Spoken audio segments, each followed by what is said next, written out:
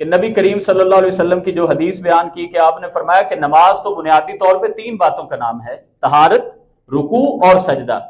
اور جو حدیث مبارکہ پچھلے جمعے بھی بیان کی اس میں بھی رکوع اور سجدے کی بات تھی. اللہ ایک بھی نماز قبول نہیں کرتا، نہ رکوع صحیح کر رہے نہ سجدہ صحیح کر رہے. اور نبی پاک کے سامنے جو ایک صحابی آئے، غور کیجئے، صحابی رسول ہیں، 3 بار نماز پڑھی. ایک بار پڑھی، آئے، سلام کیا، آپ نے فرمایا ارجع فصلی فانک لم تصلی، واپس جا کے نماز دوبارہ پڑھو، تو نے نماز پڑھی کوئی نہیں. دوبارہ پھر جا کے نماز پڑھی، پھر آ کے سلام کیا، پھر آپ نے سلام کا جواب دیا، فرمایا دوبارہ نماز پڑھو، تو نے نماز نہیں پڑھی. 3 مرتبہ یہ بات کہی. اس حدیث پاک سے ہمارے لیے یہ سبق ہے کہ ہمیں اپنی نمازوں کی بہت زیادہ احتیاط کے ساتھ، دھیان کے ساتھ، توجہ کے ساتھ ادائیگی کرنی چاہیے. ہمارے رکوع میں نماز پڑھنے آ رہے ہیں، ٹائم نکال رہے ہیں، مگر اس فریضے میں اگر خامی رہ جائے اور نماز ہی قبول نہ ہو. ویسے تو اللہ غفور الرحیم ہے، اللہ سے ہماری دعا ہے کہ اللہ ہمیں نہ طریقہ ہے نہ سلیقہ ہے، تو اپنی بارگاہ میں قبول و منظور فرما. جو ہماری ٹوٹی پھوٹی عبادات ہیں یہ اس کی رحمت ہے، اور میں اللہ کی رحمت کو جب دیکھتا ہوں تو میں یہ کہہ سکتا ہوں کہ انشاءاللہ اللہ ہمیں معاف کر دے گا. غفلت میں ہو گیا. مگر عرض کرنے کا مقصد یہ ہے کہ جب پتہ چل جائے اور اس کی اہمیت کو دیکھ کے ہمارے سامنے سارے واقعات ہیں تو ہمیں اپنی نمازوں کو درست کر لینا چاہیے. انفرادی نماز میں خاص کر یہ غلطی دیکھنے کو ملتی ہے، رکوع کے بعد کھڑے ہوتے ہی نہیں، بالکل سیدھے کھڑے نہیں ہوئے، ڈائریکٹ ہی سجدے میں، اور 2 سجدوں کے درمیان تو پتہ نہیں ہمیں کس نے بتایا ہے جی شاید کوئی دعا پڑھنی کوئی نہیں. نبی کریم صلی اللہ علیہ وسلم کے بارے میں حضرت براء بن عازب رضی اللہ تعالیٰ عنہ بیان کرتے ہیں کہ جناب رسول اللہ صلی اللہ علیہ وسلم کا قیام، آپ کا رکوع، رکوع کے بعد آپ کا قومہ کھڑے ہونا، سجدہ، 2 سجدوں کے درمیان بیٹھنا، یہ تمام کے تمام تقریباً وقفے کے اعتبار سے ایک جتنے ہوتے تھے. رکوع اور رکوع کے بعد کھڑے ہونا، جتنا ٹائم آپ رکوع میں رہتے تھے اتنا ہی ٹائم آپ تقریباً کھڑے رہتے تھے. اور نبی کریم صلی اللہ علیہ وسلم سے رکوع کے بعد کھڑے ہو کے جو دعائیں ہم تک پہنچی ہیں، بے شمار دعائیں، اتنی لمبی لمبی دعائیں. اب ہم صرف اتنی دعا اکثر احباب پڑھتے ہیں، ربنا لک الحمد، ربنا ولک الحمد. حرج کوئی نہیں ہے، یہ بھی جائز ہے، حدیث سے ثابت ہے. مگر نبی کریم صلی اللہ علیہ وسلم سے جو مکمل دعائیں ہم تک پہنچی ہیں ان کو، دعاؤں کو یاد کر کے ہمیں ان دعاؤں کو پڑھنا چاہیے. زندگی میں کبھی کبھار ہی پڑھ لیں. اگر آپ صلی اللہ علیہ وسلم سے کوئی چھوٹی دعا بھی ثابت ہے، نماز تو ہماری الحمدللہ ہو جائے گی. لیکن براء بن عازب رضی اللہ تعالیٰ عنہ بیان کرتے ہیں کہ قریبا من السوائی، رکوع، سجدہ، رکوع کے بعد قیام اور 2 سجدوں کے درمیان بیٹھنا، یہ نبی کریم صلی اللہ علیہ وسلم کا تقریباً برابر ہوتا تھا.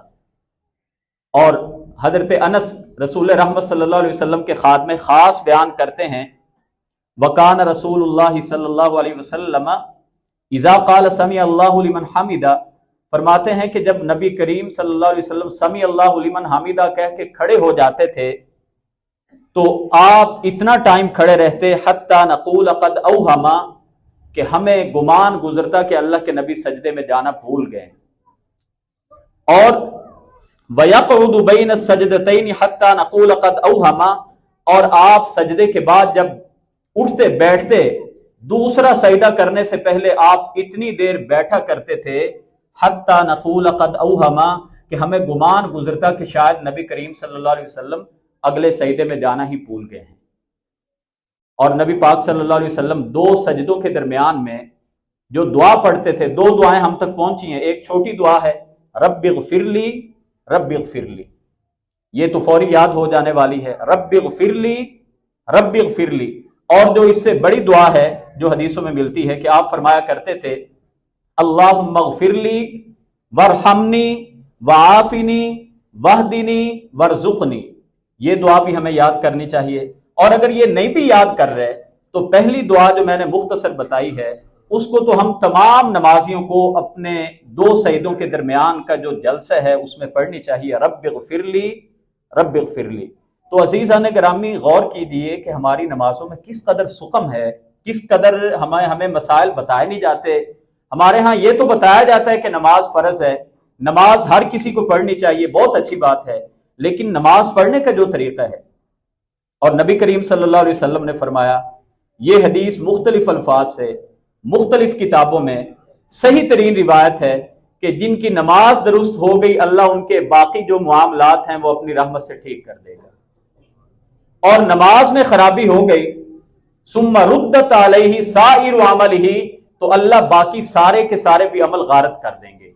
اس لیے ہمیں اپنی نمازوں کو اسی طریقے کے مطابق بنانا ہے جس طرح نبی کریم صلی اللہ علیہ وسلم نماز پڑھا کرتے تھے. ہماری نماز میں جب ہم تشہد میں بیٹھ جاتے ہیں، تشہد میں بیٹھنے کے بعد جو عام طور پہ ایک معاملہ اکثر نمازیوں کا، اس مسجد میں بھی مجھے ایک ساتھی نے سوال کیا تھا کہ اس بارے میں آپ بتائیں، کہ کئی نمازی نماز کے دوران میں اونچی پڑھ رہے ہوتے ہیں، یعنی اونچی اتنا تو نہیں پڑھتے کہ پوری مسجد میں ہی آواز جائے، مگر پڑھنے کا انداز اس طرح سے ہوتا ہے کہ ساتھ والے نمازی ان کی نماز سے ڈسٹرب ہو رہے ہوتے ہیں.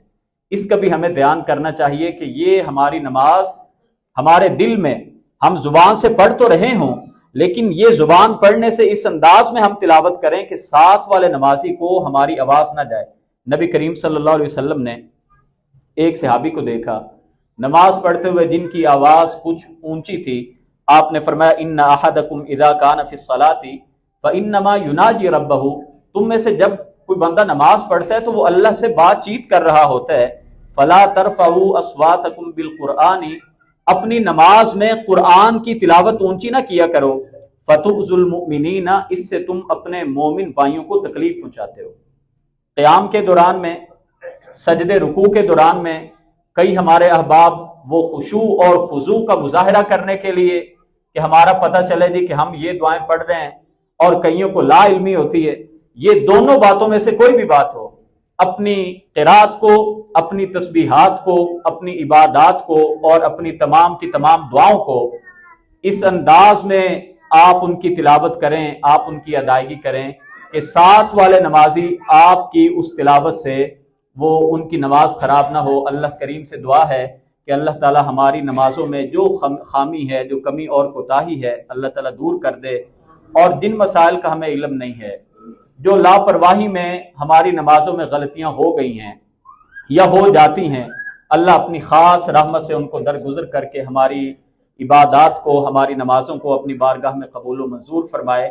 اب یہ ساری باتیں تو ہم نے کہیں کہ نماز کے اندر اگر کوئی خامی ہو، لیکن میرا آپ سے سوال ہے کہ جو بندہ نماز پڑھتا ہی کوئی نہیں تو اس کا کیا بنے گا؟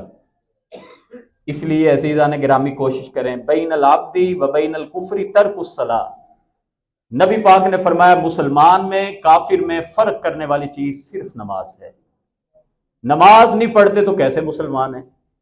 صحابی بیان کرتے ہیں، نماز پڑھنا نہ پڑھنا نہیں بات کر رہے، صحابی بیان کرتے ہیں کہ ہم میں سے جس کی ٹانگیں نہیں ہوتی تھی، معذور ہوتا تھا، وہ بھی 2 آدمیوں کے کندھے کے سہارے پہ مسجد میں چل کے آتا تھا کہ ایسا نہ ہو کہ میں نماز پڑھنے نہ جاؤں اور مجھے لوگ منافق سمجھ لیں. اور ہم تو پڑھتے ہی کوئی نہیں، اکثریت ہماری. اللہ ہمیں عمل کی توفیق دے، ہماری اصلاح کر دے. وآخر دعوانا ان الحمد للہ رب العالمین.